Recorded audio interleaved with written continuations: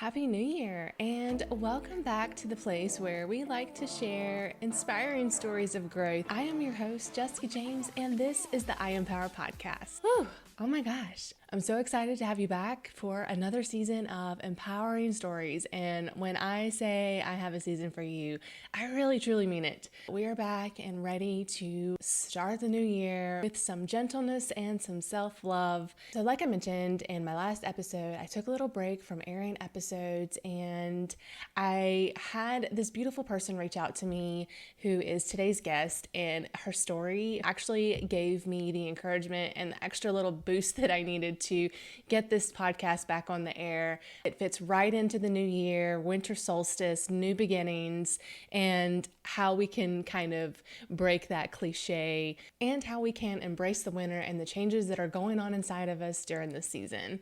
Now, I was so excited to interview with Kim, and I did not realize until I went to edit this podcast that I actually recorded the entire interview without my mic on. So I wanted to go ahead and hype up this episode for you guys, but also ask for your forgiveness. The message and the episode is one that is so powerful and so encouraging, but I don't want to make you wait any longer. So let's jump right into this week's episode with Kim Marie. If you're like me, you get a little you start feeling those like winter blues very soon after the holidays have stopped. So we're not technically celebrating them anymore. And so I think it's really important to hear your story. Well, thank you so much, Jessica. It's awesome to be here. And that's my passion, is empowering women. So I'm thrilled to be connecting with you. And, this idea of the winter blues, I so relate. And, when I was growing up, my mom would make Christmas so beautiful. It was just really gorgeous in the house, and all this wonderful food, and grandparents would come over Christmas morning. But there were a couple things that happened that just, kept feeling off. I was like, what is the deeper meaning behind this? Like, we didn't grow up in a super religious family, even though I was required to go to a Methodist Sunday school and a Catholic church school every week, and it was like, but nothing in the house, we didn't even say blessing over a meal. And it wasn't so much that I craved religion per se, but I was like, what is this thing? What is this Christmas thing? What is this all about? And then also just noticing my mother get so, like, she would make it beautiful, but it would be so stressful, so overwhelming, and she'd be exhausted by the end of the day. Yeah. And then myself feeling like all this joy, all this family, everything else during the day on Christmas, and then major letdown afterward. And it just seemed to last, well into January. And it was like, what is going on? And so the older I got, it was kind of a couple things that I wanted to do. I was determined to still make it beautiful, to immerse myself in the magic that I felt. But then also, like, how do I let go of this Christmas letdown? How do I not feel this crash? Because it just felt like any meaning couldn't possibly be just a day, like one and done, and that's that, right. And so, it wasn't until I enrolled my kids in an alternative school that I started to learn some different ideas behind the meaning of the holidays. And and my oldest son, he was in the kindergarten, and they had what they called an Advent spiral. And it was this spiral of evergreen boughs in a totally dark room. And this sweet woman dressed in white as an angel came in with a candle and walked to the center of the spiral and lit the candle. And then one by one, the children, with these little apples that had been hollowed out so that a beeswax candle that they dipped themselves could sit in the apple, and they could go and light the candle in the center and bring it out and set it. There were these little stars along the Advent spiral that they could set their candle on. And it was all symbolic of this idea of going in through the darkness, like spiraling into the depths of our being, lighting the candle at the center and coming out. And I just wept, I'm watching my little, like, oh my gosh. Right. I mean, I'm watching my little 3-year-old do this, and I'm going, oh my gosh, this is just incredible and so meaningful. And you could feel the meaning of it without a word being spoken. It was totally silent except for a harp playing like, really soft, like Silent Night or things like that. And so we came home that night and we didn't even turn on the lights. Like we lit candles, we kept that really quiet mood and everything was just so peaceful. And we read a story by candlelight and tucked him into bed. And it was just so like, oh my gosh, this is the meaning. And of course, this was during the season of Advent, like the pre-Christmas time. But that started my journey. And then someone gifted me a journal at the holidays, and it was meant to take you through what's called the Holy Nights in the Christian tradition. I had never really, known about the Holy Nights or anything like that. But it's I don't think I've ever heard that. Yeah, it's the idea is that it's December 24th through January 6th. So like Christmas Eve to Epiphany. And I started journaling and I started just noticing how valuable it was to take these darkest nights of the winter and really go inward and really connect with my thoughts and my feelings and my emotions and inspirations and intuitions. Like everything just felt really potent, even things like tracking my dreams and paying attention to my dream life during this time when the veil is so thin and it feels like spiritual realms are closer to us, Giving me cold chills. I know, like goosebumps, right? Oh my gosh, yeah. We know it's real. Something's there. Yeah, but it's so I was journaling for a number of years and started learning more about what is this thing called Advent and what is this thing called the Holy Nights. But I also was kind of disgruntled by my own Christian upbringing. Like I just wanted to understand it beyond dogma of religion. That was just me. And I remember going to a solstice gathering, a winter solstice gathering, and it was the first time I'd ever had seen candles, actual candles lit on a tree, on a live tree. And, of course you're like, is that going to burn down? You're like, oh my God.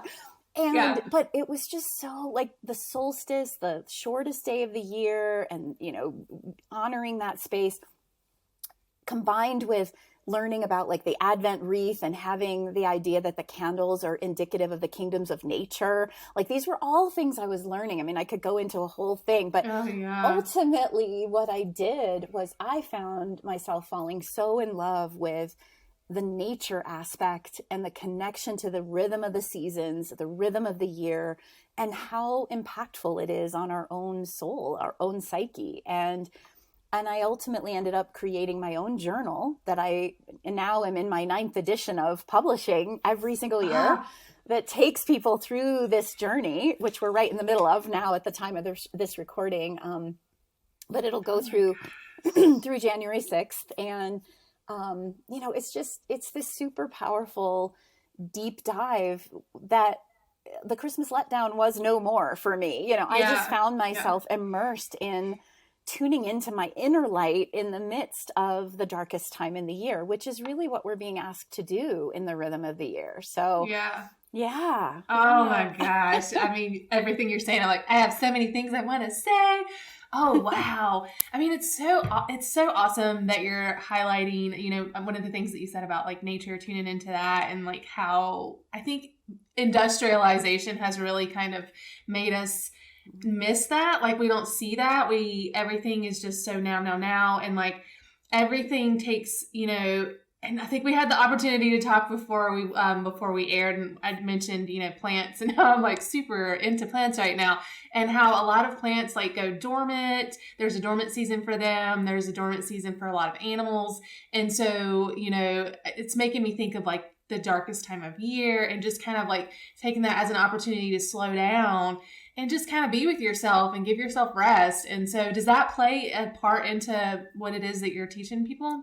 It completely, 100%. It's so, what I talk about a lot of times people experience those winter blues, like you talk about pretty much right after Christmas. And then they can get really rough come the end of January. People are like, I am so done with winter. I'm so sick of winter.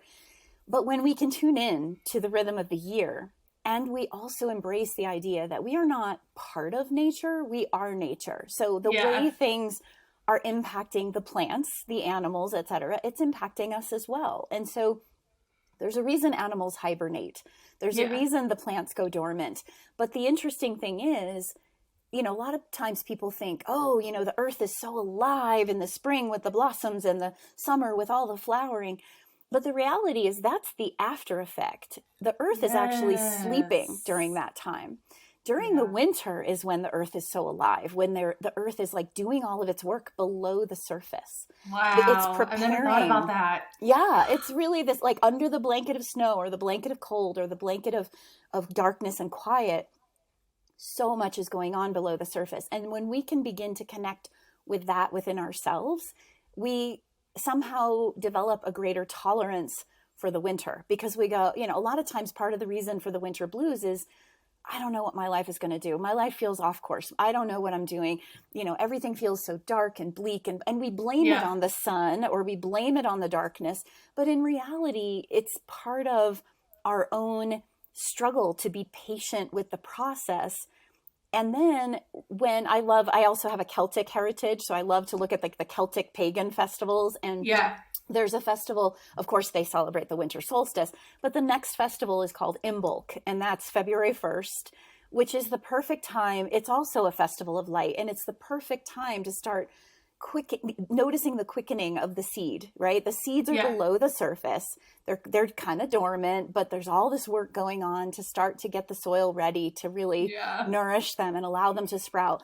And around that time, in the Christian tradition, they call it Candlemas, or even in the States, we have Groundhog's Day. Like, there are so many celebrations that kind of play with this idea of the return of the growth, or and ultimately they're honoring the quickening of the seed. And so when we know that's coming, it makes January so much more bearable. And then we feel the quickening, and it's kind of uncomfortable. And we have to remember that seed has to come completely undone. It has to completely crack open, transform, and look completely different in order to sprout through the soil and go beyond the dark womb of that soil space. Well, we're kind of doing the same thing on a soul level. There's an aspect of us we're tender, we're feeling the cracking open, we're feeling the impatience, the struggle, but we know it's coming, just like the plants and the animals. They don't complain about it. They just do their thing, right? Do it. Yep. Yeah. We're the ones that are always like, wow, I need to know everything. And, I gotta overanalyze everything. I never thought about it that way. As like, it's, basically what I'm getting from this is, this is a time to celebrate, because this is when all of the growth actually happens. I think we're so stuck on that visual and seeing the blooms and seeing the new growth. We forget about what it takes to get to that point. And there's a lot of work underneath the ground that's going on. If someone's listening to this and they're like, okay, I hear what you're saying, but like, what do I do? Like, I want to do something new. And, what are the steps that I can do to embrace this and to really like enjoy the process? Yeah. Well, one of my favorite things, and part of the reason I did create my Sacred Nights of Winter journal, is journaling, and obviously by the time listeners hear this, the Sacred Nights of Winter journal itself, or that timing, will be over. But honestly, taking a blank journal and just being with it. One of my favorite tools is what I call soul dialogue. And so it's kind of like, okay, you're going to notice the discomfort, and chances are it's coming from a part of you, not necessarily all of you, but a part of you. And you can ask that part, like, okay, how old is that part? What are they noticing? What are they feeling? What are the emotions going on? Like, have a dialogue. I write it out in a journal, sometimes like a script for a play, except I'm not scripting. Yeah. It's a real flow of consciousness that you're writing. And I might, like, let's say that part is called, anxious part or something like that, and it's like, I'll literally put me, what is it that you're so anxious about? And then I'll put anxious part, I'm scared of what may come, or I'm afraid of this, or, you just trust whatever comes. And then you begin to get into this dialogue, but you trust that whatever the answer is to the questions you're asking those parts of you, it's real. Like, it's something coming forth through this dialogue.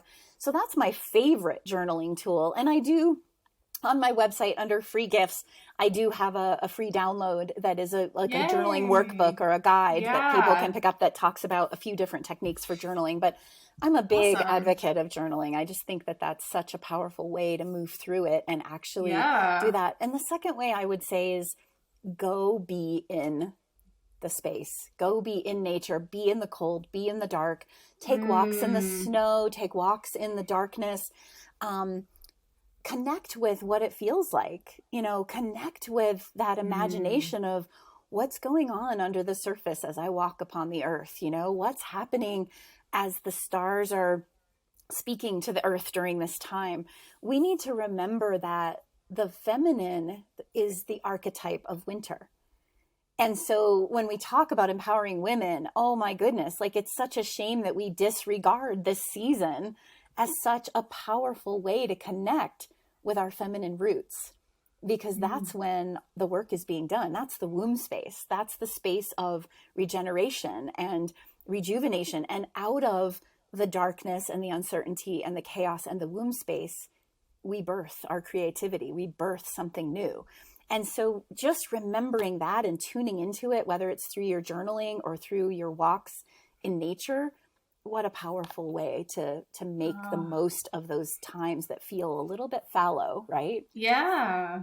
We are rolling around on the new year, and a lot of, you hear a lot of that new year, new me. And there's always, I feel like this, like half of people are like, yeah, I'm going to have a New Year's resolution. This is going to be a new opportunity. And then some people are like, that's silly. Like, that's dumb. Like, whatever. Like, what are your thoughts? I mean, I feel like I know what your thoughts, but like, what would you say to someone? Because this is kind of like it is new growth and new you.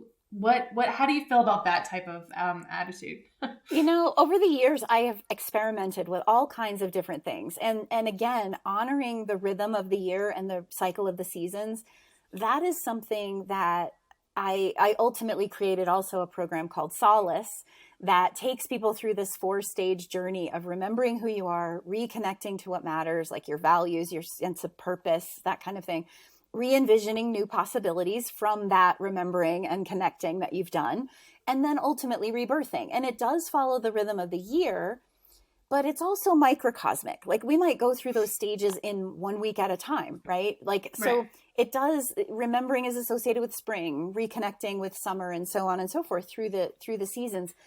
And I had, even just this year, this huge insight that the 4 candles on the Advent wreath also represent that. Like if they're representing these kingdoms of nature, and the first one is the stones, I'm like, oh my God, indigenous wisdom says the stones Yeah. are the ones that remember, right? They're the remembering. And I'm like, oh my goodness, these 4 candles relate to that. And I just, every year I feel like I discover something new. And so Yeah. this idea of the New Year intentions, I think that one of the biggest things we have to do is start paying attention to the fact that we are not meant to be linear beings, right? We're not meant to just turn the new year and say, I have this goal and I'm going to get from point A Yeah. to point B and that's that, right? Right, right. I think when I say we're not linear, this journey of these 4 stages, it's a spiraling journey that we journey in and out of. We go into our inner wilderness while we venture into the outer wilderness. We're always kind of turning to our wild, authentic nature, if you will. Yeah. But I think the key is asking one of my favorite questions that I've come to ask, aside from what do I want to do, what do I want to create, that kind of thing, is who do I want to become? Who am I becoming? Right. And then from that, it often follows like, how do I want to feel? And then even the question of what do I want to create? Because when we ask, who are we becoming? What we're doing is aligning with this evolutionary process of our soul's journey. We're aligning with the idea that we really are becoming. We're not here to be stagnant beings that just do the same thing forever and ever, and that's it, right? We are Hmm. constantly inspired. Our intuition is guiding us to new things. We have creative inspiration that we want to share and put out there. You have your beautiful art that is like, it's always, you've got something that's going there. But if you were to put your art in a container and say, I'm going to do, 10 paintings this year in a certain way, like Yeah. all the fun would be taken out of it. I guarantee it. Right. I mean, you probably And can yeah. relate, right? Yep. It's not to say there can't be some goals. I'm not saying that. Like the river needs riverbanks, right? But Yeah. for flow, it's really more about who am I becoming? What kind of rhythm? Rhythm is a very feminine quality. What kind of rhythm can I create for myself that's going to help me flow toward that becoming? Right. Yeah. And that's what I think when it comes to New Year intentions or resolutions or things like that. It's more about who am I becoming, and am I willing to do the work to get there and connect with what needs to be aligned with, right? Yeah. It's almost like we intuitively know that like this is the season of, setting goals and not even goals like you mentioned, like those hard goals, but just like that newness. Like we intuitively know that this is the season that things are changing and that the new growth is happening. And I think it's so interesting. I didn't want to really touch hard on the religious aspect of it, but I do think it's really important because people are scared to, think outside of what it is that they've been taught and that sort of thing. I'm trying to tread really lightly with what I'm trying to say, but me thinking back to myself, I'm just going to use myself as an example in where I was with religion. If you mentioned anything that was the word they use, pagan, it was like, you don't do it. But then as I've grown and I've stepped outside of that box, I've done some thinking and some researching myself. There are a lot of aspects to every religion that there are core meanings. The new, we talk about solstice, the winter, the summer solstice. I mean, there are so many, you talked about the Advent, having the 4 candles. So there's a lot of aspects that have been intertwined into many religions. And I'm not even just talking about Christianity. I'm talking about a lot of religions have similarities. So as someone who, is maybe where I was and are like, I just feel like something's off and I'm interested in this, but I'm afraid to touch in on that and try this because my, my religion is telling me not to do this. Like, what would be your advice to someone who is curious? Oh, that's such a good question. I love that question. And it's hard. I'm just going to say flat out, depending on the family, the community, et cetera, that you've been a part of, it can be really hard. On a personal note, I had a sister when I first started, I launched my business on Epiphany. And she was very fundamentalist Christian. And because I talked about it in a more unique way, inviting in some of the, like in the pagan tradition, Epiphany was more the mother's Christmas. Like solstice is the crowning and Epiphany is like the mother's Christmas. That's the birth. That's the end of the sacred nights, right? And the word, like you said, the word pagan was like saying the devil. I mean, it was everyone likes to use that one. Yeah. And yet the fascinating thing in studying all of this is that most of the Christian festivals were kind of overlaid on top of all the pagan festivals. And it was kind of brilliant on the part of Christianity to sort of co-opt the other religions to sort of say, well, we have this too. We have this too. Right. Exactly. Like Brigitte is a goddess that was part of Imbolc that I talked about. And of course, now there's Saint Bridget, right? In the Christian tradition. So it's like there's all these pieces. So what I would say is, first of all, have compassion for yourself and others, because people know what they know. And unfortunately, we tend to cling to what we know. And that creates fear. And it creates people wondering like, oh, can I do this? And should I or shouldn't I? And what will people do? And indeed, you may upset some people. And you have to be prepared for that. I just want to share that because, and then the second piece is, connect with others who are interested in the learning and exploring and, do some research, read up on things. Like for me, a lot of what helped me connect with the more pagan indigenous wisdom was also connecting with my Celtic roots.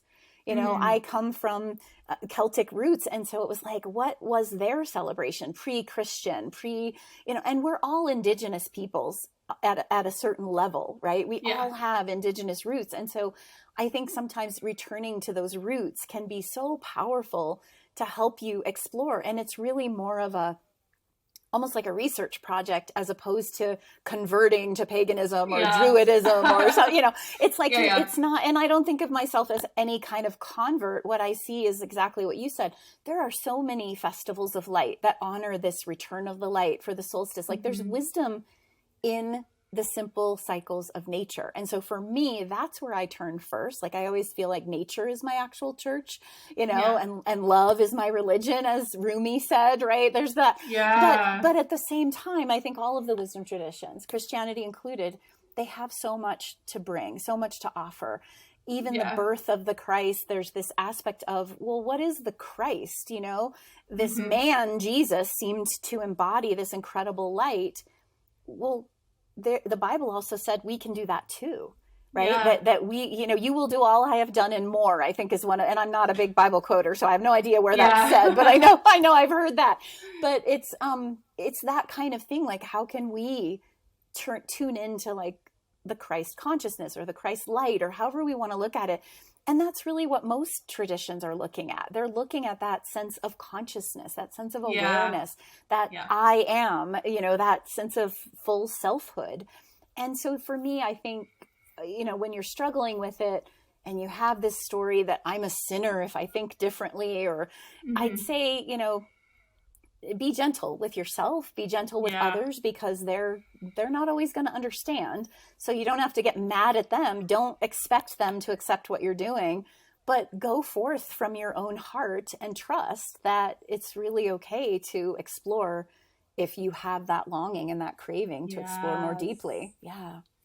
I love that you said that, because that was the word that kept coming into my mind the whole time you were explaining your thoughts on that, was just trusting yourself, trusting and being okay with curiosity. If there's something that is sparking your interest, I don't think that there's anything wrong with researching, like you said, and discovering. And then at any point, if you just feel like this is not for me, you know, no, you can step away from it. I think that being self-aware and being open to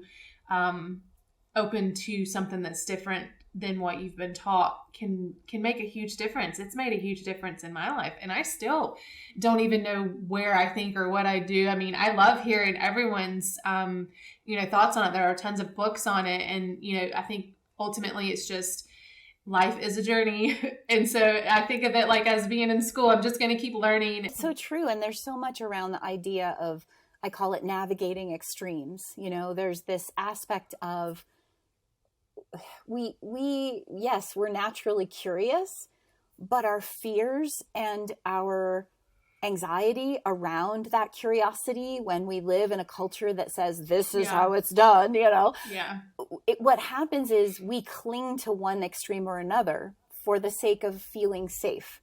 But the reality is our soul doesn't feel safe, because our soul is here to create and be curious and explore. And so there is a little bit of a, you know, it's taking a leap. It's venturing out. It's looking at that. And actually another free gift I have on the same free gifts page on my website is called my balance and empowerment cards. And what these are is like, they're virtue stars.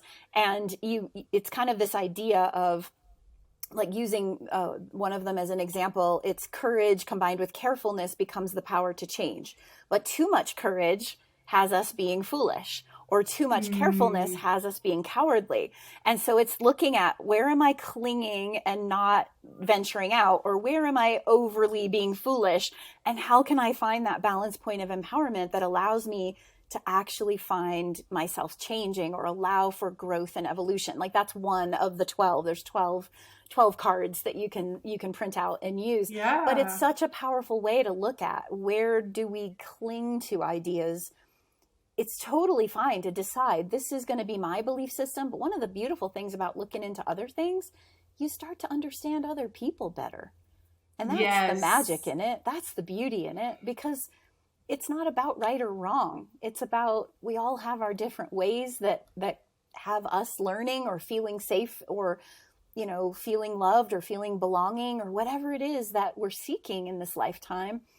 You know, it just helps us understand everybody better when we're willing to at least explore. You don't have to change or convert or do anything like, but what's wrong with looking at things and being able to have more empathy and compassion for others? Yeah. Oh my gosh. Yes. I love that you said that, because that is exactly how I felt when I branched out and just wanted to educate myself and see, you know, kind of feel that curiosity and things like that. And so it makes you have more compassion and more empathy for people that are different than you and believe differently than you do. And carrying on with the whole Christmas blues, and one of the things that you said is a lot of people feel that crash like afterwards. I mean, some people feel like the day of, but I've already seen it on my Facebook and things like that, and people talking about, having to take their decorations down and how sad they are and how empty the house feels when they remove that. And so one of the things that you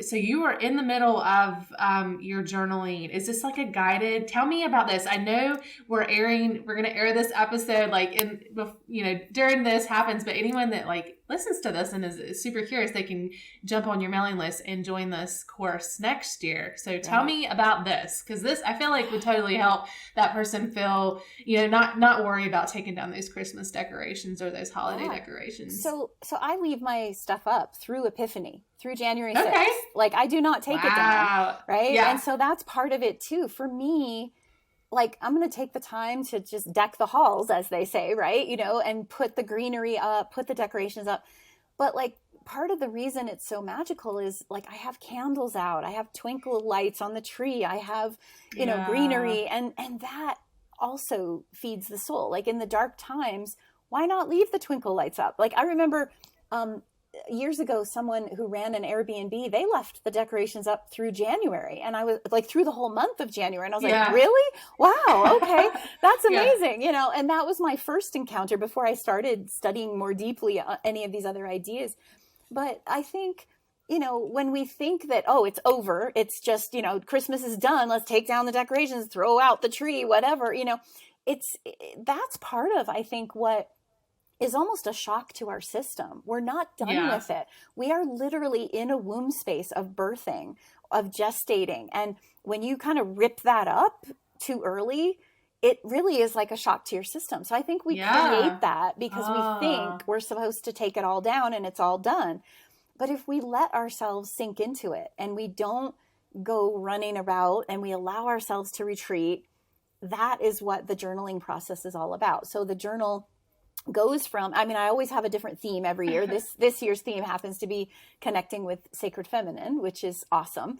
But so there's always a theme article and people read the article and the how-to, and then there are pages for each night of the journaling, which is December 24th to January 6th. And what people go through is like, I have you record your dreams if you want to pay attention to your dreams, or reflect on the year past or the year to come, because there's 13 nights, and the first is kind of an entrance into that womb space. And then the next 12 actually map onto a month in the coming year. So what happens, and this is what I noticed and part of why I created the journal, I started noticing that the information that would come to me, whether it was through dreams or just my emotions and reflections, like I would reflect on how did I feel today? What was going on today? What kinds of, unique conversations did I have or whatever? Inevitably, like, let's say I was journaling on the night that connects with some time in July. Okay. And in July, I find myself running into some challenges. Like I'm struggling to make a decision, or maybe something's going on, or I'm having a conflict or whatever. If I go back to my journal and read what I wrote for that night, like maybe the dream that I had that didn't make any sense during the sacred nights, or maybe the conversation that was like an interestingly unique thing, inevitably my answer is there in the journal. That is what has shocked me. And so many people say the same thing. Like, so I have like a summary page where I invite people to summarize on a page, and then use that page, like put that page open on your altar each month of the year, so that you kind of have whatever the guidance is. Like I pull an oracle card for the community. So there is a journal, and the journal stands on its own. But for those who want to, I also have an online community space where we can have conversation about what's happening during the sacred nights. And I put out an extra teaching video every single day of those 13 nights. And I pull an oracle card for the community every day of the 13 nights. So it's really fun to just kind of be, first of all, connected with others who are doing it and committed to it. Because then, everybody shares like, oh, I'm having a hard time, making time, and people will cheer each other on to do it and really commit to it. It's not easy, especially that second week, because people start to go back to work, kids start to go back to school, and it's like, oh, how can I stay in this space? Yeah. But I really encourage people to, set that up ahead of time. And then, so that's how the journaling really works. But then, again, because I'm always looking at these 4 stages And a lot of people will talk about those virtues I mentioned that are in the balance and empowerment cards. Those are in the journal because I'm a big advocate. I put those in every single year because I think it's so important for us to find that middle way. And the virtues themselves, the 12, are connected with the 12 constellations. So it's walking you through the year as well. So there's kind of a little bit of, astrology wisdom. I'm not an astrologer, but I'm fascinated by it all. It's like a little bit of everything, but I love the idea many people want to continue on. And that is what I have starting up soon is my Solace program. I kind of start a new round every year in January to walk through these 4 stages, go deeper into that virtues work, that balance work, any of that. So that's how the journal unfolds. And we take it into the new year. And you do this. And so this is an every year thing around this time that you do this. And do you ever have anyone like join it more than once, or is it? Oh yeah.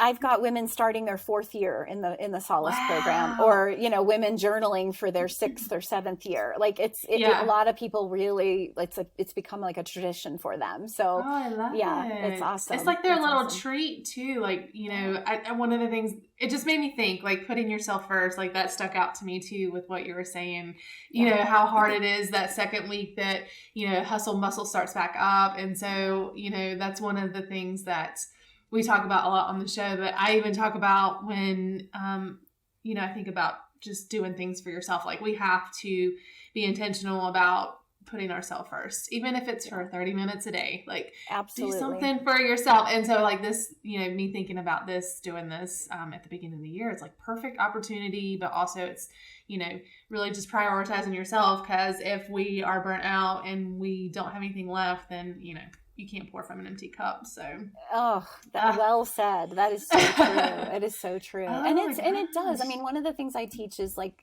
our culture loves the quick fix and the magic pill, but it doesn't work that way. Nature doesn't work that way. Yeah. Right. I mean, nothing happens that way. We have to be willing to show up day by day through the darkness and the light, through the challenge and the joy, and do the work. And, the women who get the most out of the Solace program are the ones that say, this is my Solace time. And these are, I'm going to make this time every day or a couple days a week or however they're going to do it. And the Solace program it's got videos walking you through these 4 stages and 12 steps. There's 3 steps per stage. And then written material to read and worksheets and journaling prompts for the whole of the year. And then we meet twice a month online to just check in and share and see how things are going.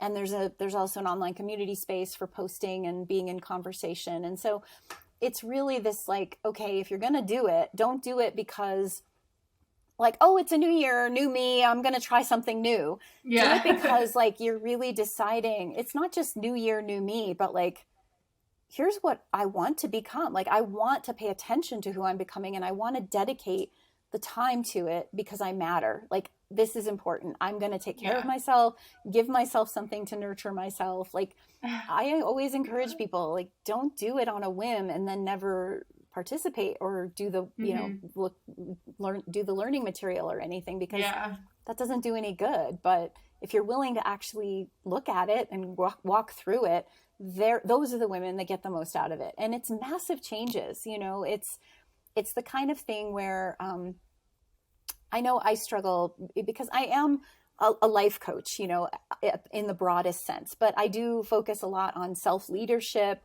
holistic living, that kind of thing. But I really am more holistic in the way I see things. It's not about, oh, I'm going to, meet the man of my dreams or, make tons of money or suddenly lose all that weight or whatever. Right. However, all of those things happen when we look at the holistic picture of it.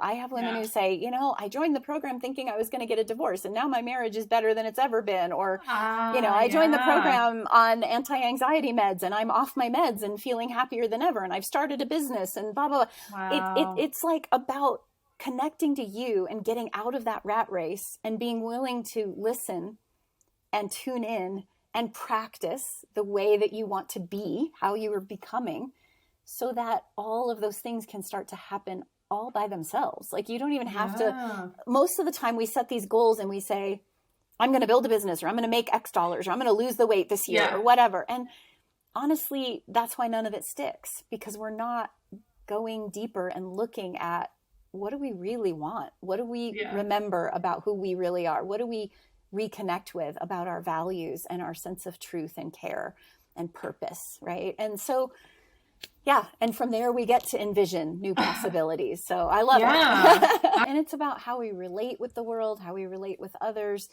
I teach things about communication tools, and like there's so much in there about taking our everyday life experiences and allowing them to actually help us grow, because we also can't go retreating into a cave. That's not going to happen on the spiritual journey anymore. We have to live in the world.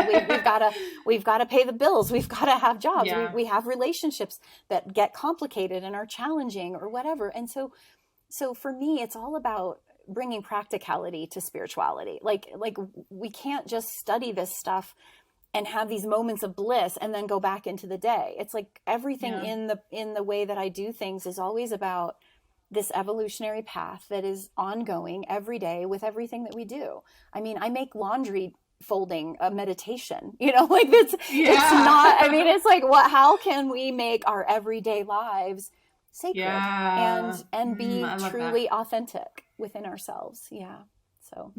Almost like switching that perspective of like how I get to do these things. I've said this before on the podcast. I've talked about being disgruntled about how many times I have to load and unload the dishwasher. I could look at it that way and be like, man, or I could look at the fact that like it's a good thing I have a dishwasher, or it's a good thing that I have people here in my home that eat, I can feed my family and I get to do the dishes so I think, it's a perspective thing. Oh my gosh. Yeah. So the Solace, am I saying that right? Solace. Yeah. Mm-hmm. That program, when does that open, or is that something that you can join anytime? You can join at any time. I have found that a lot of people like to join. I always start a new round with the new seasons. And so the first gathering of the new round will be January 19th. And so now's a great time to check that out. It's KimmeryCoaching.com/solace, SOLACE.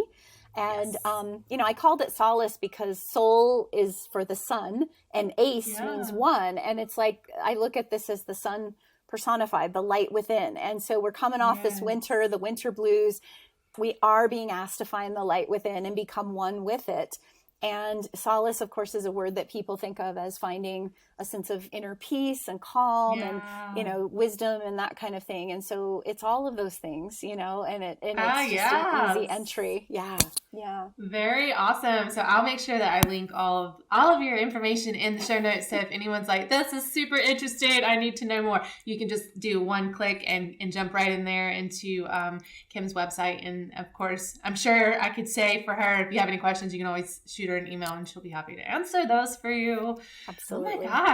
I'm so excited about all the cool things that you have going on and the things that are, available. There are, the more I do this podcast and the opportunity I have to speak with such a variety of amazing people, there are so many opportunities to just live your best life. I know some people hate that saying, but like, honestly, that's really what it's about. It's just, you deserve happiness and you deserve to be healthy and you deserve to just be, having your best life. So I think that's awesome. I do have a couple questions that I want to ask you that I do like to ask all of my guests. So if you're ready, we'll jump right into those, Kim. You bet.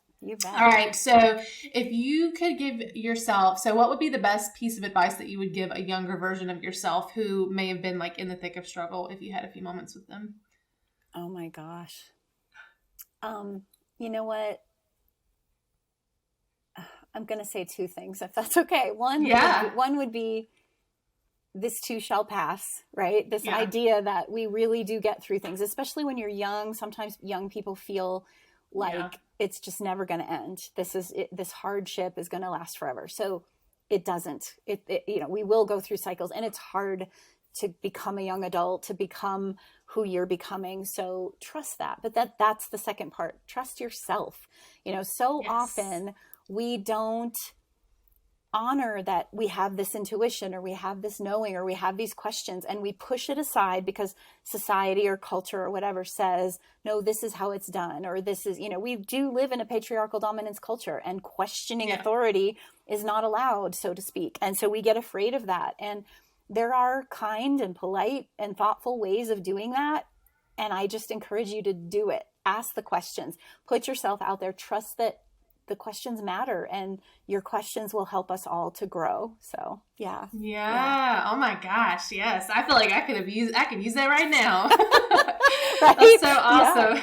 Yeah. Oh, very good. And then my favorite question that I like to ask, we like to talk about power on the podcast, and not thinking of that as a bad thing. How would you describe, or what would you think of the type of power that you try to step into every day? I think the power of sovereignty, being myself, my own self leader, my own authentic being, my true essence or presence. And to me, that's the empowerment I focus on and feel for myself, but also focus on in all of the teachings. It's so much about, who am I really? Aside from all the labels, aside from all the things, like, who am I really? And it's, I'm not big on the hardcore feminism or the loosey-goosey goddessy thing. My work for women's empowerment really stands kind of in this middle, where it's like, okay, what does it mean to be an empowered woman? And I do love the concept of the wild nature. But when I say wild, I'm not talking about like, oh, I'm just going to be wild and dance around or whatever, like that's not what it's about. And I think a lot of people do that. But wild simply means untamed, untainted, untarnished, like undomesticated. Like we haven't gotten to that point of being kind of encapsulated. And so to me, empowerment is when we can tap back into that wild and authentic and sovereign nature of our being. Yeah. Oh my gosh, it's such an honor to have you on and share your story and your empowerment with all of my listeners. It's been great. Thank you so much, Kim, for joining us today. I'm so thrilled to be here. Thanks for having me. Thank you all so much for supporting us with your listens today. And I want to thank my guest again, Kim. Thank you so much for sharing your story with us. If you would like to give them a follow through their journey, or if you're interested in reaching out for help, you can get all of their information in the show notes below. I have linked that for you guys. Also, don't forget to check out those links that we mentioned earlier in the episode. Check those out. And the art is now available for this week's episode. If you would like to check that out, you can find that on Instagram at I Am Power Club. And if you personally feel connected to the art and you would like to purchase a limited edition print copy of that as a reminder of your own power, you can do so on our website at iampower.club. Those sales go to support the podcast and keep us moving forward, keep these stories up for you, and just helps me continue this mission. Don't forget to follow us on Instagram at I Am Power Club, TikTok at I Am Power Club, and of course on YouTube at Jessica James. And last, of course, don't forget to like and subscribe to our channel so that you don't miss next week's episode of I Am Power.